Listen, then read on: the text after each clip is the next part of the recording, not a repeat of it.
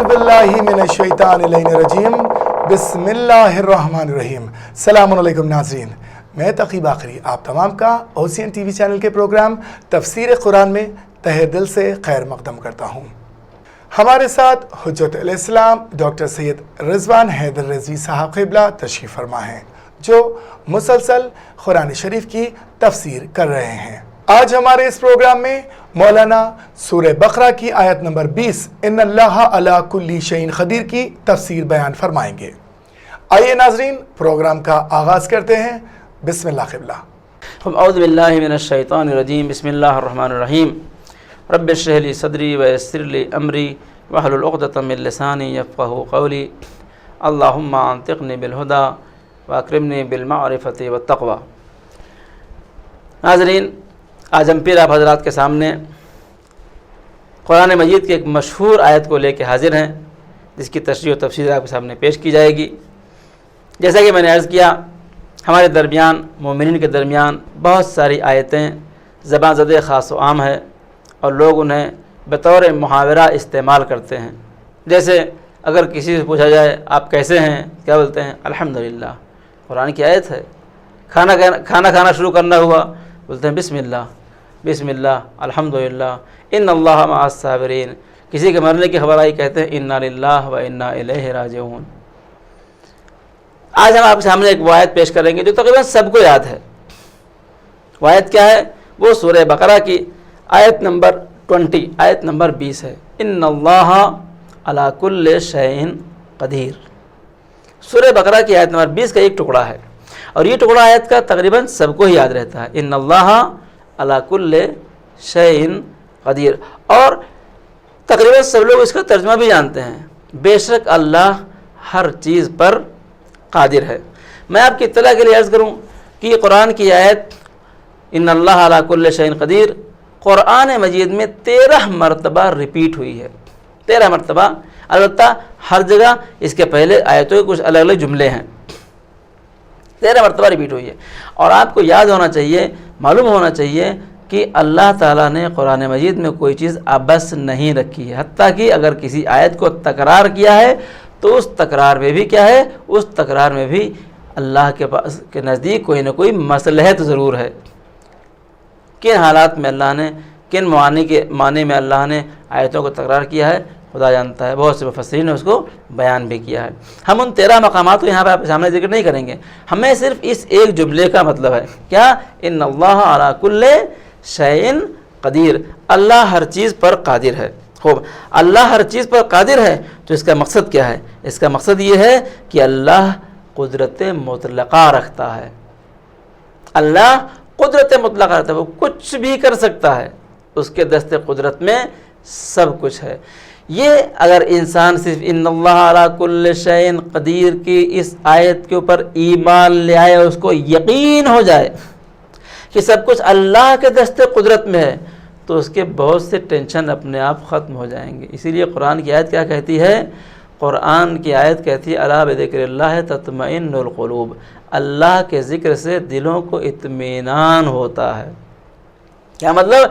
मतलब ये है कि जब इंसान के दिल को अल्लाह याद रहेगा कि अल्लाह हर चीज़ पे कादिर है, तो इंसान परेशान नहीं होगा। अल्लाह जो चाहता है वो कर सकता है। जनाब मूसा आप देखें, बहुत किस्सा मशहूर है कि जब जनाब मूसा की कौम ने कहा कि हमको पानी चाहिए, तो अल्लाह ने क्या फरमाया? अल्लाह ने फरमाया मूसा इसी असा को पत्थर पे मारो। मूसा ने असा को पत्थर पे मारा और फनफजत मिन्हो इस्नता अशरता आइना, उस पत्थर से 12 चश्मे फूट निकले।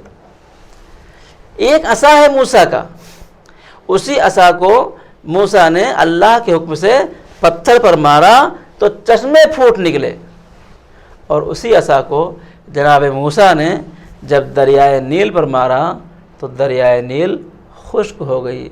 यह अल्लाह की कुदरत कि अल्लाह उसी असा से, ज़मीन से और पत्थर से पानी पैदा कर सकता है और उसी असा के ज़रिए से बहते हुए पानी की नदी को खुश्क कर सकता है। यह अल्लाह की कुदरत की अलामत है। चुनांचे बहुत से लोग हैं जो खुदा को नहीं मानते, उसकी कुदरत को नहीं मानते, उसकी कुदरत मुतलक़ा का इकरार नहीं करते हैं। وہ بار بار الگ الگ موقع پہ اعتراض کرتے ہیں. ایک شخص آتا ہے چھٹے امام جعفر صادق علیہ السلام کے پاس اور کہتا ہے کہ یہ بتائیے آپ کے قرآن میں جو لکھا ہے کہ ان اللہ علی کل شیء قدیر، اللہ ہر چیز پہ قادر ہے، تو کیا اللہ ہر چیز پہ قادر ہے؟ امام نے کہا ہر چیز پہ قادر ہے. اب وہ کہتا ہے کیا اللہ اس بات پہ قادر ہے کہ دنیا انڈے میں آ جائے، دنیا چھوٹی بھی نہ ہو اور انڈا بڑا بھی نہ ہو؟ اچھا، اب ظاہراً اس نے خاکم بدہن امام کو پھنسا دیا کہ اگر امام کا یہاں قادر ہے تو یہ کون سی عقل ماننے کو تیار ہے کہ دنیا انڈے میں آ جائے گی؟ تو کوئی نہیں سمجھ سکتا. اگر کہ اللہ قادر نہیں ہے تو خدا نخواستہ قرآن کی آیت جھوٹی ہے. لیکن وہ کس سے مخاطب ہے؟ وہ اس سے مخاطب ہے کہ جو معدن العلم ہے، جو علم کا خزانہ ہے. امام نے کہا دیکھو پہلی بات تو یہ ہے کہ جو چیزیں محالات ہیں، محالات انجام نہیں پاتے ہیں. جو چیز محال ہے وہ نہیں ہو سکتی ہے، اور اس میں اللہ کی قدرت نہیں، اس چیز کی صلاحیت نہیں ہے کہ اس کے اندر وہ کام ہو سکے. دوسری بات یہ ہے کہ ذرا آنکھوں کو اٹھا، اس پہاڑ کو دیکھ. اس نے پہاڑ کو دیکھا، کیا یہ پہاڑ تیری نظروں میں آیا کہ نہیں آیا؟ انہوں نے کہا آ تو گیا. کہا یہ بتا کہ یہ پہاڑ چھوٹا ہوا کہ تیری آنکھ بڑی ہوئی، یا تیری آنکھ بڑی ہوئی؟ دیکھ، محال نہیں انجام پا سکتا ہے، لیکن ہمارے پاس اس کے لیے مثالیں ہیں. ہمارے استاد اللہ ان کو غریق رحمت کرے آیت اللہ محسنی فرماتے تھے، بہت اچھی مثال دیتے تھے. وہ کہتے تھے ایک پتھر کا ٹکڑا لو، 200 گرام کا پتھر لو، اور ایک طاقتور آدمی کو، صحت مند آدمی کو دو، اور اس سے کہو مارے.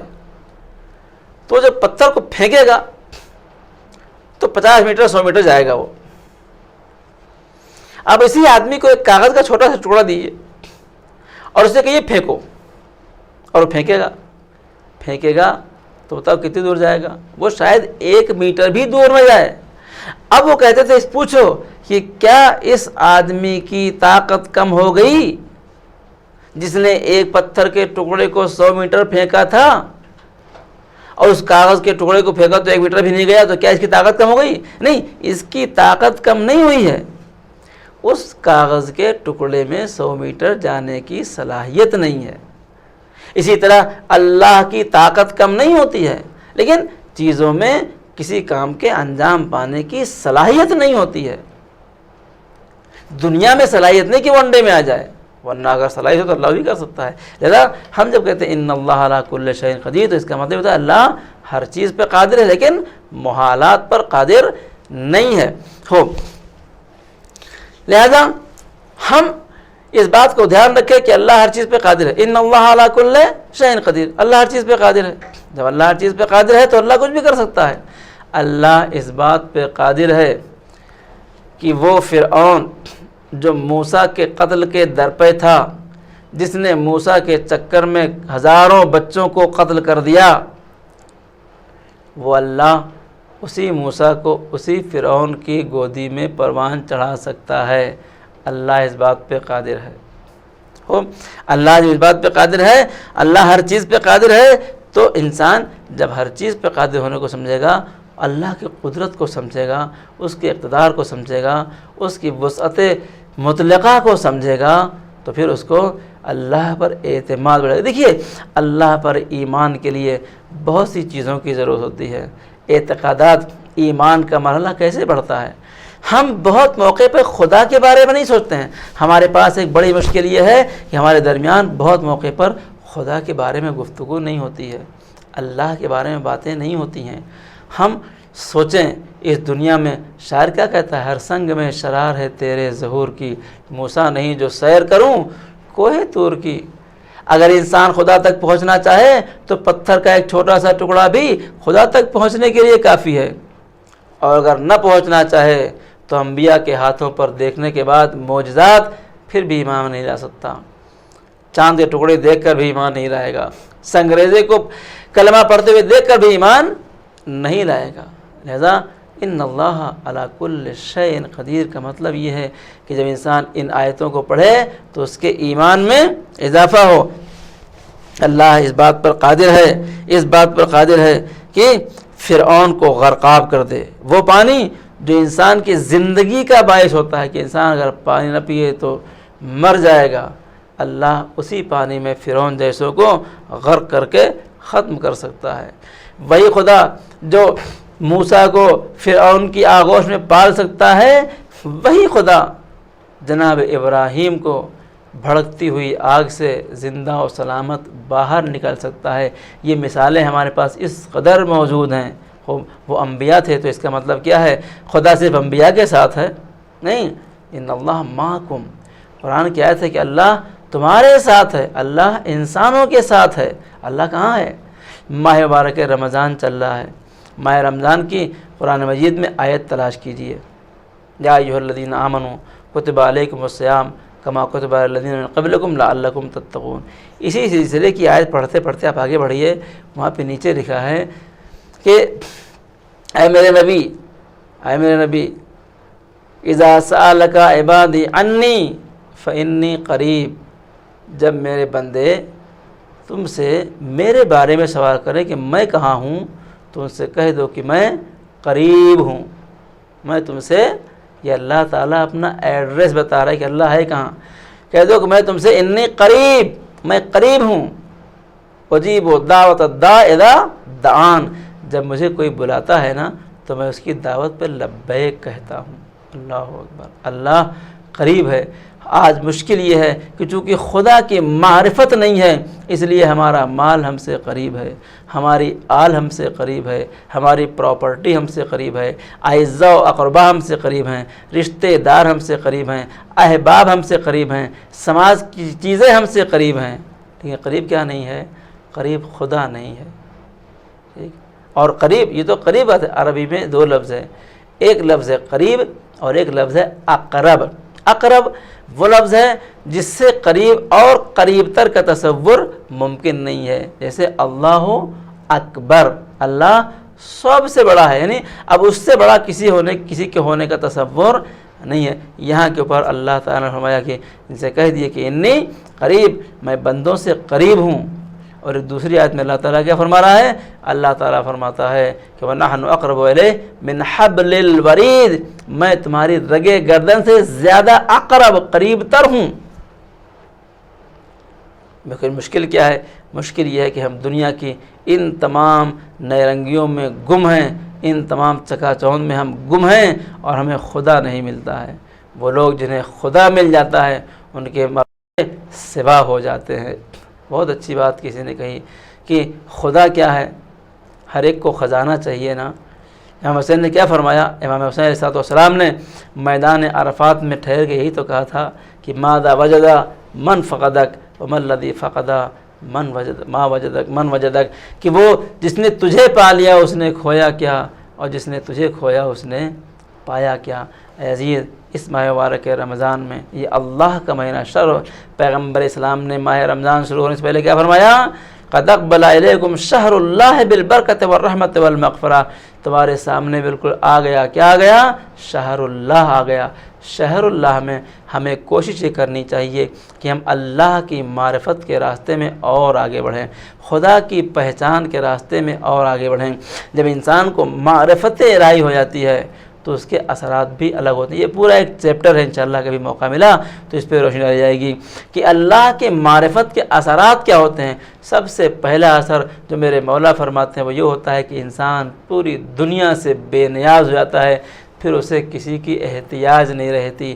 جب انسان خدا کو پا جاتا ہے تو پھر وہ مال پہ بھروسہ نہیں کرتا، پھر وہ آل پہ بھروسہ نہیں کرتا، یعنی اپنی اولاد پہ بھروسہ نہیں کرتا، پھر وہ دوسروں پر بھروسہ نہیں، اقتدار پہ بھروسہ نہیں کرتا، پھر کیا کرتا ہے پھر وہ صرف اور صرف خدا پر بھروسہ کرتا ہے کہ ہم کو خدا مل گیا۔ ہم کہتے پھرتے ہیں ان اللہ علی کل شیء قدیر، ان اللہ علی کل شیء قدیر، لیکن کیا ہمارا ایمان مستحکم ہے؟ کیا ہم مستحکم ہے اس بات کے اوپر کہ اللہ ہر چیز پہ قدیر ہے؟ اگر قدیر ہے تو یاد رکھیے بہت سے لوگ ہیں قرآن کی آیتیں پڑھتے ہیں پھر سوال بھی کرتے ہیں۔ مثلا ہمارے امام، آخری امام زمانہ عجل اللہ تعالیٰ فرجہ شریف، شیعہ تاریخ کے حساب سے ہمارے امام کی ولادت سن 255 ہجری میں سامرہ میں ہو چکی ہے، اور آپ سن 260 ہجری میں امام حسن عسکری علیہ السلام کی شہادت کے بعد آپ پردے غیب میں چلے گئے ہیں۔ اور آج بھی آپ زندہ و سلامت ہیں۔ انشاءاللہ امام کا ظہور بہت قریب ہے۔ میں اس درس کے حوالے سے اپنے تمام ناظرین سے ریکویسٹ کرتا ہوں کہ پلیز خود کو پا لیجئے، ہوش میں آئیے، امام کا ظہور بہت نزدیک ہے، کبھی بھی امام کا ظہور ہو سکتا ہے۔ اپنے کو تیار رکھیے امام کے ظہور کے حالات کے لیے، اپنے کو امام کے سامنے پہنچنے کے لیے تیار رکھیے۔